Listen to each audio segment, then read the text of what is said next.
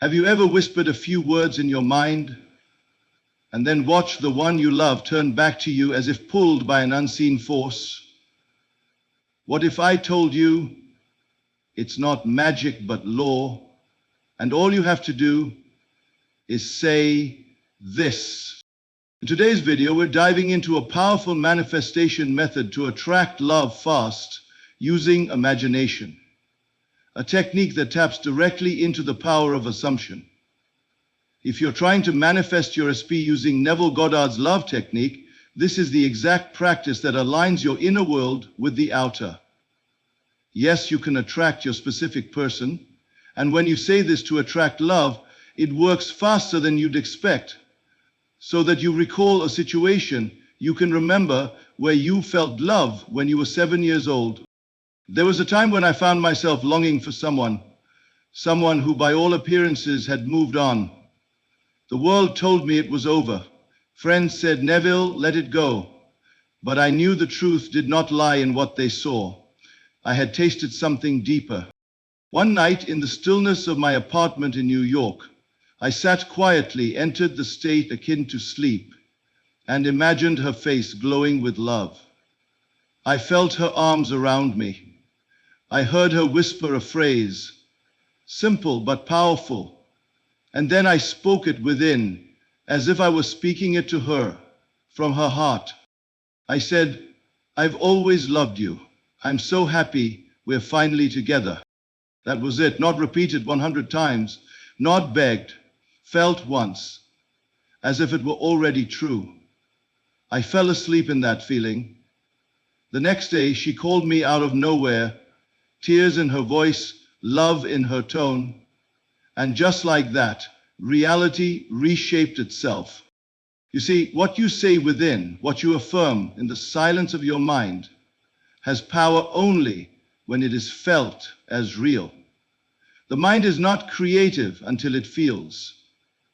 And the law of assumption for love states, whatever you assume to be true becomes your world. Most try to manifest a specific person from a place of lack. Why haven't they called? How do I get them back? But that is thinking of your desire, not from it. The key is to say the words not as a ritual, but as if they were already the truth. Feel the joy, the relief, the excitement of hearing your specific say, "I choose you. I love you. I never stopped." There is no power in the words unless the emotion matches. This is why imaginal acts for love are so vital. They must carry the emotional weight of fulfilled desire. You want to get your ex back? Don't chase, assume. You want to be chosen? Feel as if you already are. In your inner speech, they already confess their love. Let this become your dominant inner conversation. Your SP in the outer world is simply echoing what you've accepted within. Let us begin with the origin of all creation. Not of the world, but of your world. The world you wake up to, the people who surround you, the messages you receive, the relationships you long for or already hold. They all flow from one source, imagination. Before a single thing appeared in form, it was first known in the unseen. It was first believed, first accepted, then felt. And only after it was assumed did it crystallize into fact. Imagination is not idle fancy. It is not daydreaming, nor fantasy, nor the mind's harmless play. It is power in its purest form. It is the creative act itself. Nothing in your world comes to pass unless it is first imagined. All things, yes, even your love life, even that specific person, begin and end in the imagination. If you would have love, you must imagine love. If you would be chosen, you must imagine yourself chosen. It is not the outer action that makes the difference, but the inner assumption. You do not attract love because you try harder, text more often, or behave a certain way. You attract love when you become the one who is loved. And you become that version of yourself only by way of assumption. You assume it by imagining yourself already being loved. You wear that feeling like a second skin. You breathe it. You move as one who is adored. Even if the outer world says otherwise, you dare to remain faithful to the inner scene. Most are imprisoned by their senses. They look to the outer world and say, but nothing has changed. They haven't called, they haven't noticed me, they've moved on. And so they confirm with their own lips the very reality they wish to dissolve. They speak death over the seed they planted. But the wise one turns away from what the senses report and lives in the inner world of imagination, where all things are possible and already done. When you imagine a thing clearly and persistently, and accept it as real, though unseen, it must harden into fact. This is law. The chair you sit in, the phone you hold, the building you live in, every one of these was first imagined. Why would it be any different for a relationship, for love, for the union of souls? The physical is only the shadow of the imaginal. You cannot expect to receive what you have not first conceived. So then, what are you imagining? Right now, in this very moment, what scenes are you replaying? Are you seeing your person walking away, loving someone else, ignoring your messages? Or are you imagining their arms around you, their voice calling your name with affection, their eyes lighting up when you walk into the room? Are you imagining rejection, or are you imagining love returned? This distinction is everything, because what you imagine consistently becomes the blueprint your reality follows. The moment you imagine something and feel it is real, you have conceived it. And once conceived, birth is inevitable. It may not come in the way you expect or through the channel you had in mind, but it must come. Nothing can prevent it but your own disbelief. Now consider this. You are not just imagining with words or pictures. You are imagining with your entire being. The way you walk, the way you speak, the way you expect things to unfold, these are all expressions of your inner assumptions. A person who believes they are loved carries themselves differently. They radiate certainty. They are not shaken by a delayed text or a cold glance. They do not beg for attention, they assume it. And in assuming it, they receive it. It is not arrogance, it is creation. To say, I am loved, and to feel it, even in the absence of proof, is not lying, it is sowing. You are planting a new seed in the soil of consciousness. And if you persist in that assumption, despite appearances, you will reap love as surely as the sun rises. So many say, but I imagined and nothing happened. And yet when pressed, you find they imagined once and doubted 100 times. They affirmed love in the morning and feared abandonment by nightfall. That is not assumption, that is contradiction.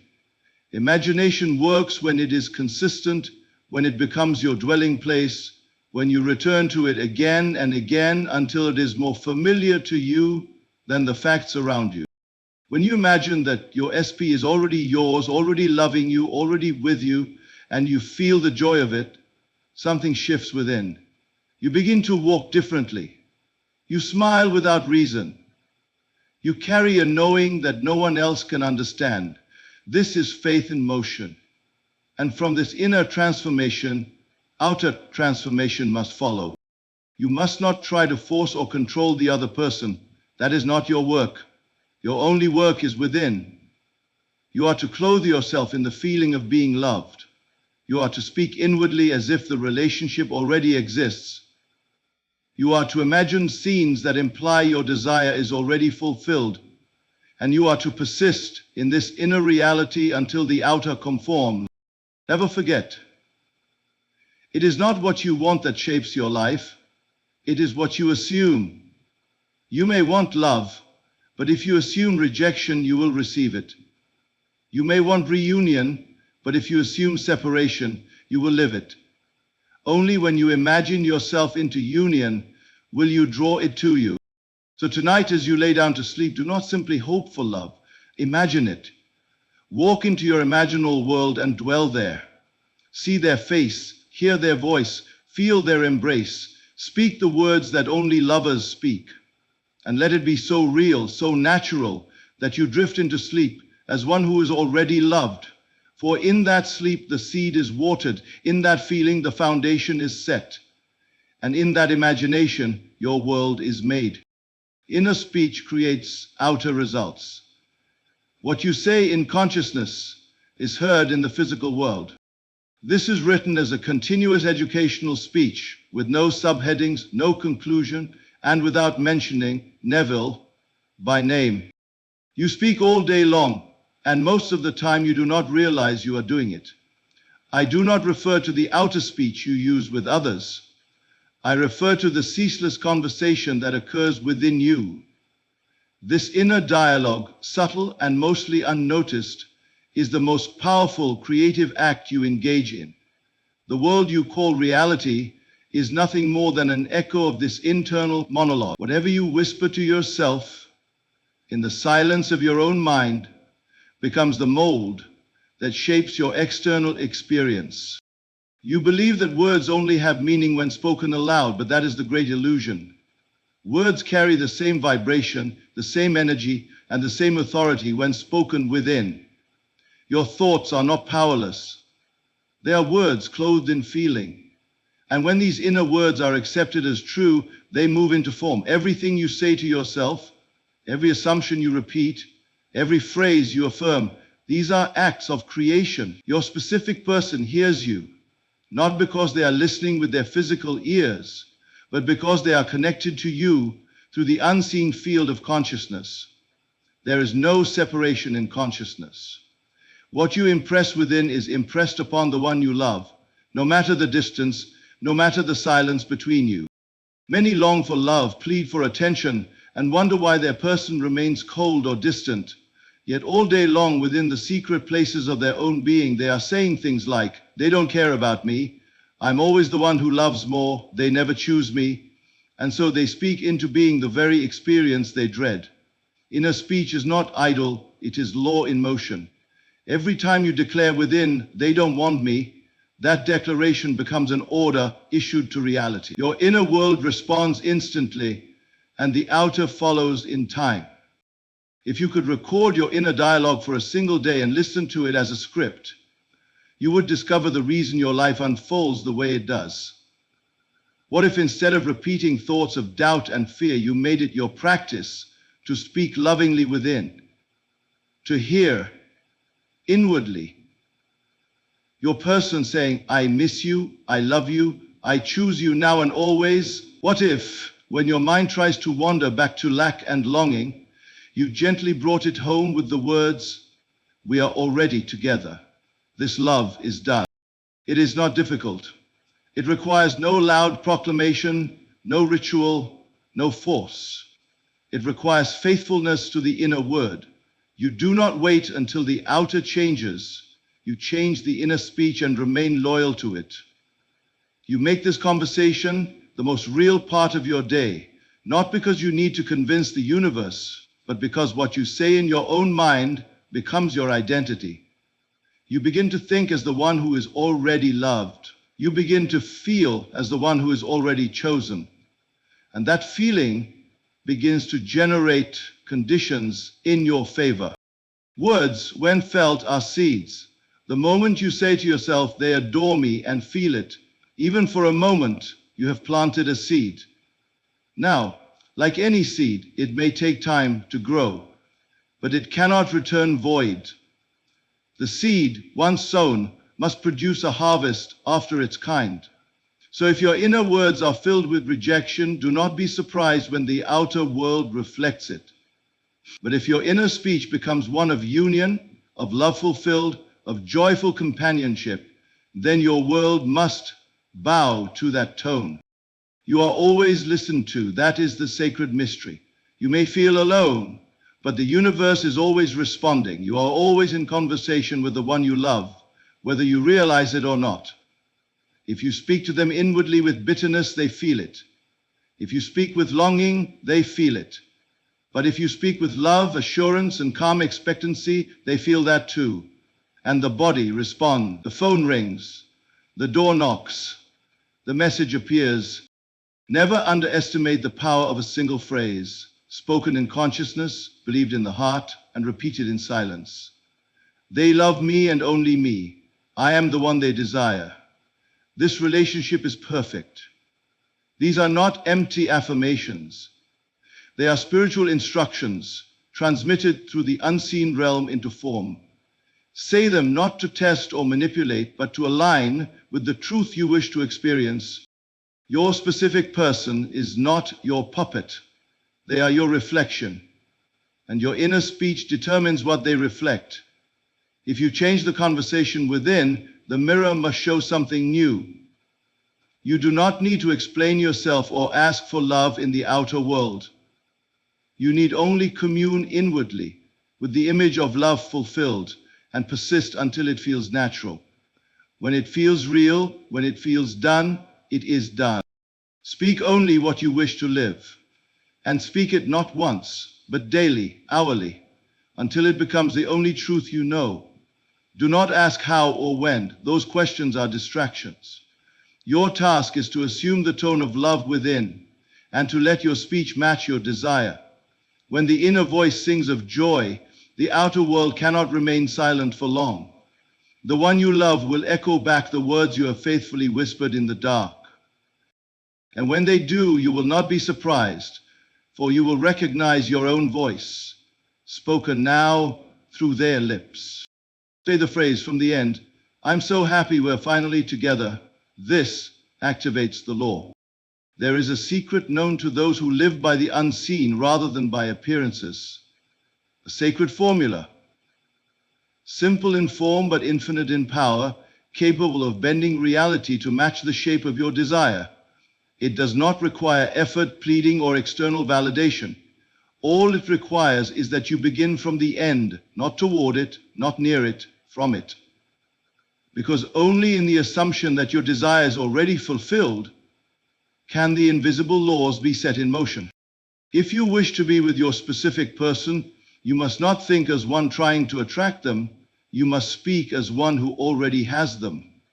The phrase, "I'm so happy we're finally together," is not a request. It is not a wish. It is not even an affirmation in the usual sense. It is a declaration of an inner reality, a phrase that implies fulfillment, a phrase that contains within it the seed of completion. You are not saying it to make something happen. You are saying it because something has already happened in consciousness. You are taking a stand, mentally and emotionally, in the state of already being with the one you love. And when you remain faithful to this feeling, the world must obey. The outer world is not creative, it is responsive. It reflects back to you the assumptions you carry, the inner tones you persist in. To say, "I'm so happy we're finally together," is to speak from a place of rest. It is not anxious. It does not question or doubt. It is the voice of someone who has seen the end and is now enjoying it. Even if the outer world shows silence, distance, or resistance, this phrase plants your consciousness in the reality where love is already yours. And once you dwell in that state long enough, everything begins to rearrange itself to match. Feel the difference between saying, "I hope they come back," and saying, "I'm so happy we're finally together." One leaves you outside the promise. The other places you inside it. One speaks of lack, the other speaks of fullness. You must live in the fullness if you wish to see it reflected. There was once a woman who desired reconciliation with a man who had left her. She had tried everything in the outer world, messages, logic, waiting, but nothing shifted. Then she turned inward and began to live from the end. Every night before sleep, she would close her eyes and say within, "I'm so happy we're finally together. I knew he'd come back." She did not say it with strain or desperation. She said it as if it had already happened. At first it felt like a lie. Her senses screamed otherwise, but she remained loyal to the phrase. She allowed it to saturate her mood. She walked through her day with a secret joy. She smiled for no reason, and in time that inner world became more real than what she saw. Within weeks, the man reached out, a message, a meeting, an apology, and before long, they were together again, not because she chased, but because she aligned. This is the power of speaking from the end. The phrase, "I'm so happy we're finally together," carries within it the echo of union, the vibration of fulfillment. It activates the law because it assumes that the desire is already realized. You are not commanding the universe, you are moving yourself into harmony with the state where your desire is already done. Think of it this way: when you declare that something is already true, you enter the state where it is. And in that state, you think differently, feel differently, and act differently. You no longer reach because there is nothing to reach for. You have arrived. This arrival is not physical, it is spiritual, it is imaginative, but it is no less real. In the silence of your own being, when you speak these words, you are telling the subconscious mind, "This is my reality." And because the subconscious does not question, it accepts, it begins to lead you into experiences that confirm the new assumption. The world begins to move. People change.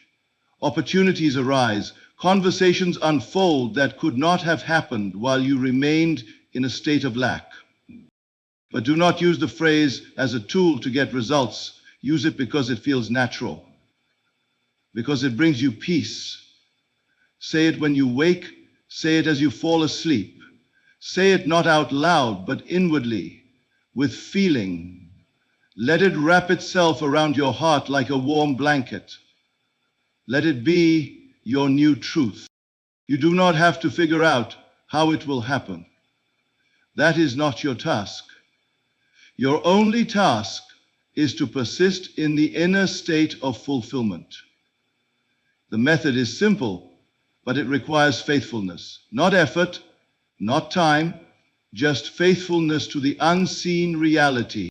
And so when the mind wanders, when doubt arises, when memories of rejection try to speak, gently return to your phrase, "I'm so happy we're finally together." It is not denial, it is creation. You are not ignoring facts, you are forming new ones.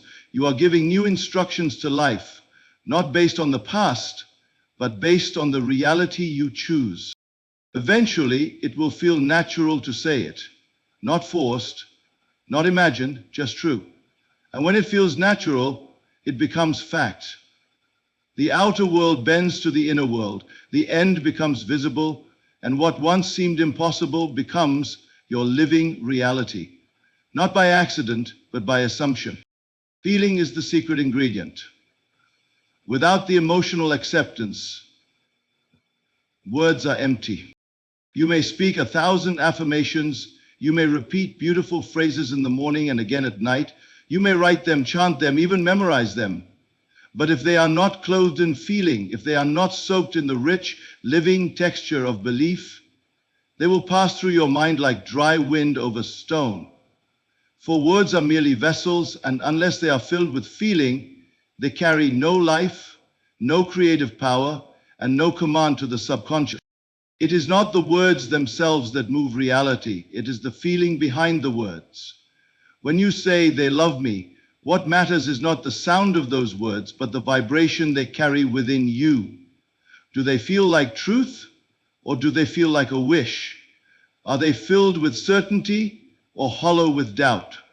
The emotional tone you attach to your words determines the instruction you give to the invisible power that governs all creation. You must learn the sacred art of feeling, not emotion as the world defines it, fleeting moods that rise and fall like waves, but deep, sustained tones of inner acceptance, a calm confidence, a quiet joy, an unshakable peace. These are the inner qualities that form the soil in which your assumptions take root. When I speak of feeling, I speak of living in the end. I speak of assuming the mood that would be yours were your desire now a fact. If you were now loved, truly, deeply, completely, how would you feel? Not what would you say, not what would you do, but what would you feel in your heart when alone, when silent, when no one is watching? That feeling is the key. That feeling is the instruction. There was a man who longed for a woman he had once known. She had moved on, begun a new life, and all contact had ceased. But he was determined to experience their union once again, not by force, not by pleading, but by inner conviction. He did not bombard her with messages. He did not chase after her shadow. Instead, he turned within and began to feel what it would be like to be loved by her again. He didn't just say the words, he felt them. Each night before he slept, he imagined her in his arms, felt her presence beside him, heard her laughter in his mind. He allowed the mood of their togetherness to fill him until it became natural. He would fall asleep with a smile, not because he hoped it might happen, but because to him it already had. The relationship was restored in feeling long before it was restored in form. Weeks passed.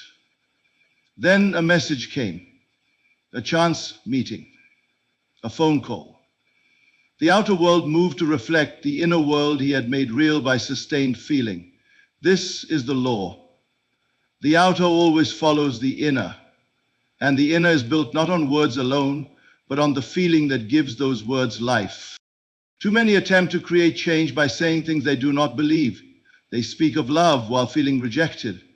They affirm abundance while feeling poor. They speak of healing while feeling broken. But the law does not respond to words alone. It responds to the feeling behind the words. You must feel the truth of what you are saying. You must allow the imagined experience to become your emotional dwelling place. You can say, I am loved 1,000 times a day, but if each time you say it, you feel lack, absence, or desperation, you are not creating love. You are reinforcing its absence.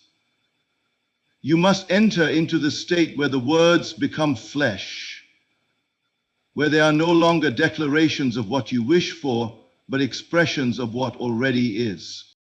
This is why silence can often be more powerful than speech. In silence, you feel, you see the scene behind closed eyes. You walk the imaginal corridors of your fulfilled desire. You don't talk about it, you live it inwardly. And in that feeling, the seed of reality is planted. To practice this, close your eyes and bring to mind the image of being with your specific person. Do not try to force the image. Let it arise naturally, and then enter into the feeling of being with them, not waiting, not wanting, but having. Let the feeling of their love wrap around you like sunlight. Let it enter your breath, your walk, your tone of voice. Remain there. Stay until the feeling stabilizes, until you feel at home in it, until it feels more real than the world around you. And once it does, carry that feeling into your day. Speak from it, think from it, move from it. Let it be your new baseline, your new atmosphere. This is how you create, not through frantic effort, but through aligned feeling. No one can see your inner world, but it is the only world that matters. For it is from that hidden place that all things emerge. So guard your inner speech with care. And above all, guard your feeling, because feeling is the fuel. Feeling is the language the subconscious understands. Feeling is the magnet that pulls your desire into form. When you feel it is done, and the world in perfect obedience reshapes itself to mirror your inner certainty. You do not need to struggle, you need only to feel, and feel rightly. Let the feeling of love be your dwelling place, and love will come to dwell with you. You are not attracting love, you are identifying with the version of you who is already loved. The moment you believe you are attracting love, you are affirming that you do not yet possess it. And as long as you remain in the state of seeking, yearning, or waiting, you push the very thing you desire further away, not by resistance, but by identification. You are not here to attract, you are here to become. You are not drawing love in from the outside, you are awakening to the version of yourself where love is already complete. You do not magnetize your specific person by trying to bend the world to your desire. You magnetize them by aligning with the self that already has what it wants. The world mirrors the inner arrangement. It is not a forceful attraction, it is identification with the desired state. If you wish to be with someone, do not act as the version of you who hopes for that love. Be the one who already has it, who no longer questions or doubts it, who walks as if the matter is already settled. Every desire points to a version of you that already exists. In the infinite field of consciousness, all states are. There is a version of you who is already in the relationship. There is a version of your person who already adores you, chooses you, and remains faithful to you. The question is not whether that version is real. It is whether you are willing to identify with it now. You shift timelines not by outer action, but by inner agreement. You select states by assuming the corresponding identity. You may ask, how do I identify with the version of me who is already loved? You begin by withdrawing attention from the version of yourself that isn't. You stop rehearsing rejection. You stop thinking from absence. You no longer indulge in the stories that say, they don't want me, I'm always waiting, it never works out for me. These are not innocent thoughts, they are states, they are identity, and as long as you inhabit them, you will experience their fruit. Instead, ask yourself, what would I think, how would I feel, what would I do if I were already the one who is deeply, completely loved by them? What would change in my tone, in my posture, in the way I wake up in the morning? Would I still refresh my phone looking for evidence? Or would I move through my day with a quiet confidence that love is already mine? You must build the inner structure of the fulfilled state. It is like stepping into a new costume. You put it on, not because it fits your current world, but because it matches your chosen world. You wear it in consciousness first. You dress your imagination in the end result, and then you remain there, not occasionally but faithfully. Because the moment you slip back into doubt, you return to the former identity. The world does not change unless you change the self that is experiencing it. There was once a young man who felt unloved by the woman he adored. She had chosen someone else. But instead of competing, chasing, or lamenting, he went within. He asked, what version of me is loved by her? He stopped identifying as the rejected one. He closed his eyes and felt the truth of being chosen. He imagined her calling him, smiling, holding his hand, speaking his name with love, and he did this until it felt natural. He wasn't trying to attract her. He was becoming the man who was already loved by her. Weeks passed. Slowly, things shifted. The woman ended her current relationship. One day, unexpectedly, she reached out to him. There was no grand explanation, only a pull she couldn't understand. But he understood. He knew it was the natural result of the identity he had assumed. You are not trying to make something happen. You are embodying a state. You are not working toward love. You are selecting the self where love already is. When you understand this, your entire approach to manifestation transforms. You stop efforting. You stop chasing. You stop trying to convince reality. And instead, you become the one who already has it. This is not pretense. This is spiritual fact. You are consciousness itself. And within consciousness, everything is already complete. All possibilities exist now. You do not have to earn love or wait for permission to feel it. You need only to agree with the state in which love is already fulfilled. Speak from that place. Walk from that place. Let your imagination feed only upon that version of you. Let your feelings be anchored in that new identity. And when your senses contradict it, do not argue. Persist. For the world must bend to the one who is faithful to a higher vision of self. You are not here to attract your specific person like a magnet draws iron. You are here to remember that there is no separation in consciousness. The version of you who is loved by them is alive now. Step into that version. Not tomorrow, not when the text arrives, not when the apology comes, but now. And stay there. Because the moment you fully identify with the one who is loved, the world has no choice but to mirror it. Love does not come to the one who waits. Love comes to the one who becomes. Persist in the assumption of love. even when the senses deny it. If you were to wait until the outer world gave you permission to believe, you would wait forever. The outer world has no creative power. It is nothing more than a reflection, a mirror, a delayed echo of the inner man. To wait until someone tells you they love you, to wait for a text, a look, an apology, is to live as one who is ruled by shadows. But if you dare to persist in the assumption that you are already loved, even when the world appears silent, even when your specific person seems distant, even when nothing outwardly confirms it, then you are touching the very heart of creation itself. It is not the one who wishes, nor the one who affirms without faith, who changes their reality.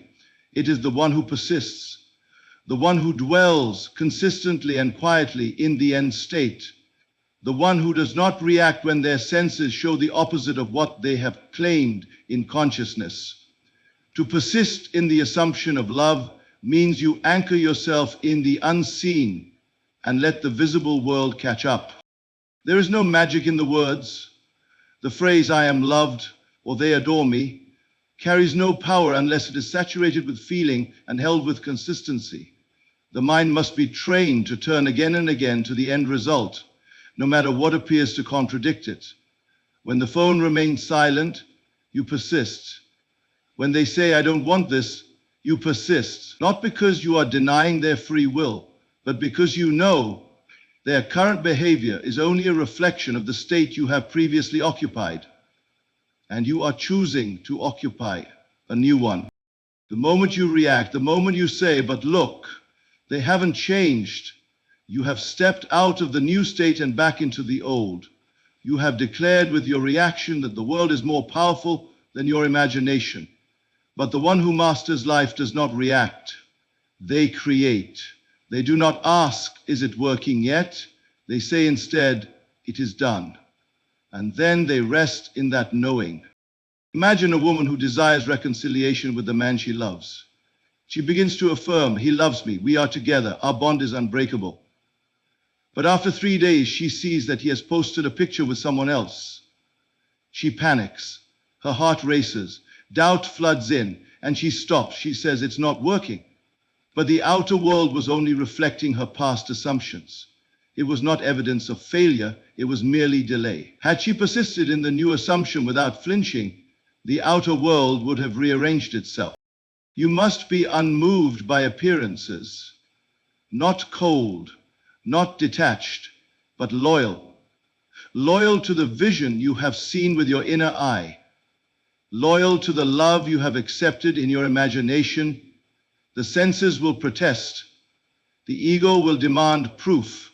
But you are not here to serve the senses. You are here to lead them. There is power in stillness.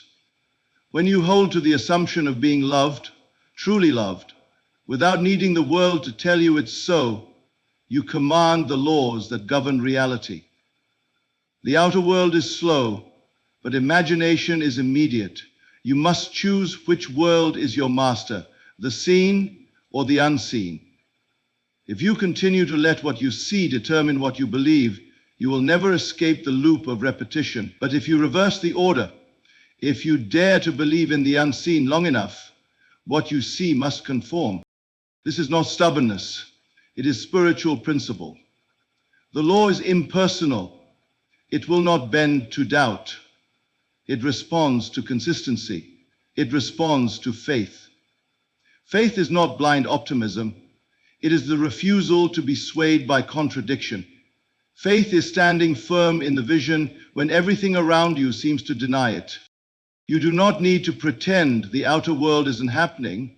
You acknowledge it, but you no longer accept it as final. You see it as residue, not prophecy, as echoes, not commands.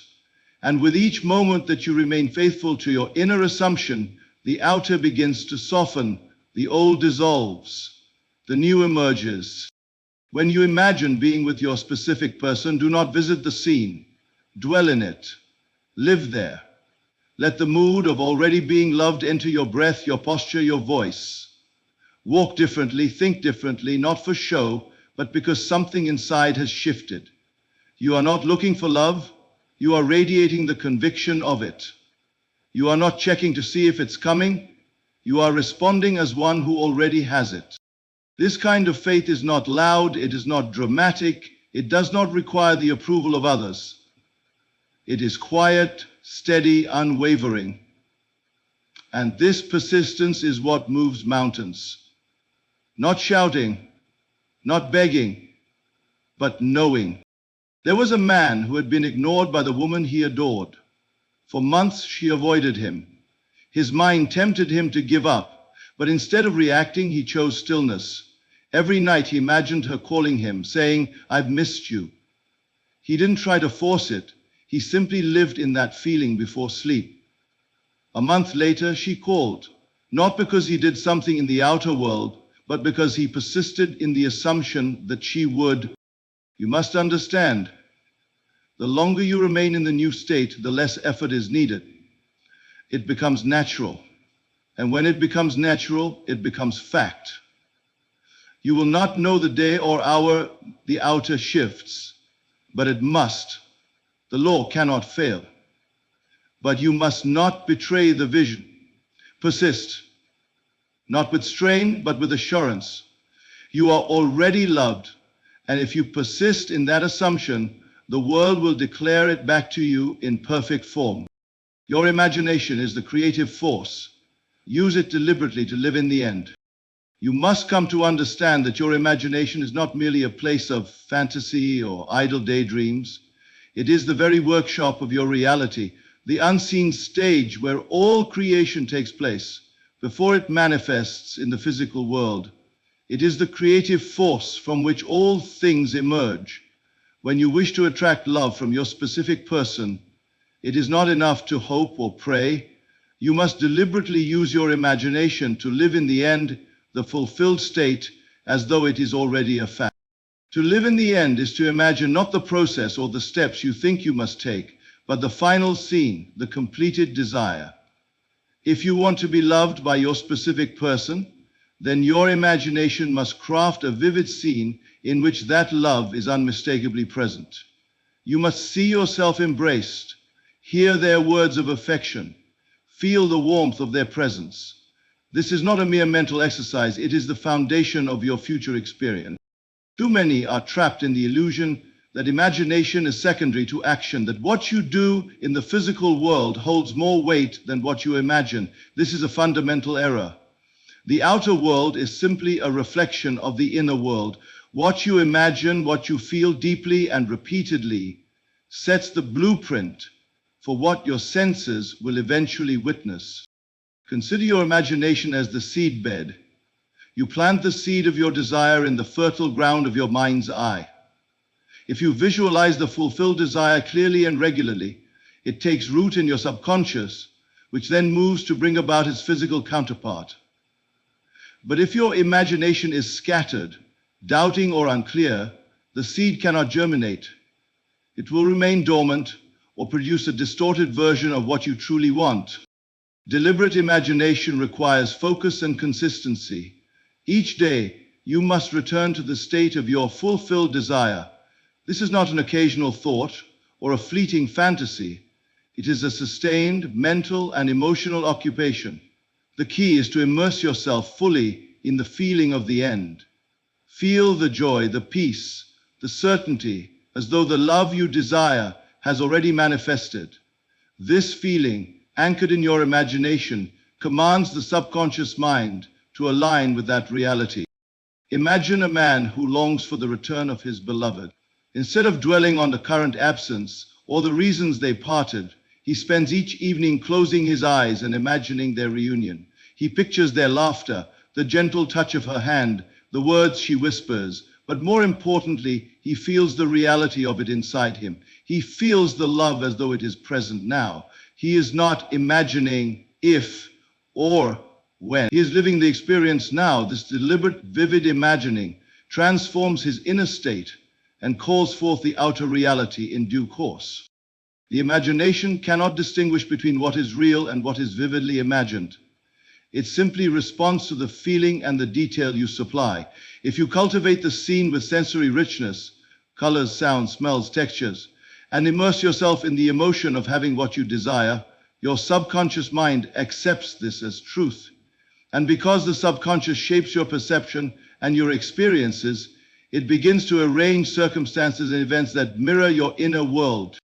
When you understand this principle, you realize the futility of trying to force love by external means alone. No amount of pleading, chasing, or convincing can alter the outer world permanently unless your inner imagination aligns with the desired state. Your imagination is your instrument of creation. Use it wisely and deliberately. This creative act through imagination is not about denial or suppression of present circumstances. It is not about ignoring reality, but transcending it by assuming a higher state. When you imagine the end, you are not lying to yourself. You are choosing a state of consciousness that corresponds to your true desire. You are instructing your inner being to accept that state as fact, even though the senses have yet to confirm it. The senses are less. Persistence in this imaginative act is essential. You may encounter discouragement or temptation to return to old patterns of thought, doubt, fear, impatience. But you must gently bring your mind back to the scene of fulfillment.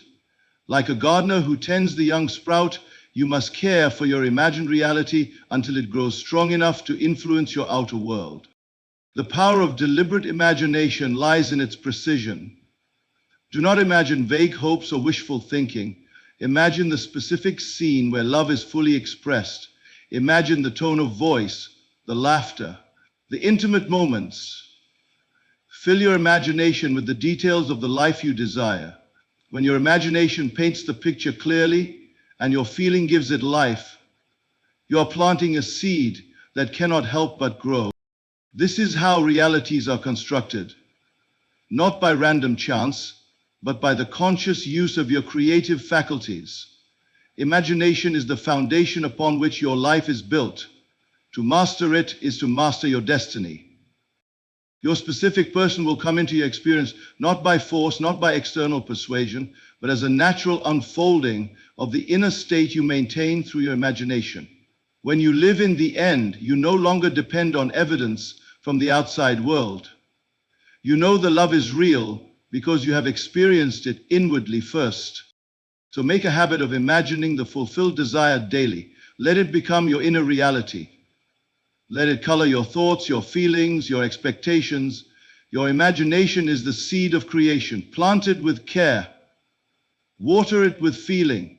And watch as the world around you blossoms into the love you have imagined. Release attachment to the outcome and trust the process of manifestation. To understand the true art of manifestation, you must first grasp that attachment to the outcome is the greatest barrier between you and your fulfilled desire. When you clutch tightly to the how and when your love will appear, you bind yourself to limitation.